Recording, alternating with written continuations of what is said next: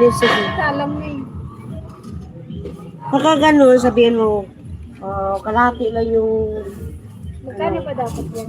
Ay, Hindi, magkano kalahati dapat? lang yung asukal na ilalagay. Kasi pagka, ano kasi, Okay lang yun. pag buo kasi, yung matamis. Iba kasi ayaw maglagay ng asukal kasi. Yung mga may mga diabetes. Kahit hindi nilalagay ng asukal, matamis pa rin. Oo, kasi may chocolate siya eh. Kahit may ako din na, huwag mo nalagyan. Depende nga sa'yo kung ano ka, kung ay gusto mong matamis. Kung gusto mong matamis, ano. Kung gusto mong matamis, ano, hindi. Binibigay na sa akin. You are looking very, very beautiful in this blood twister. Always, always you say that.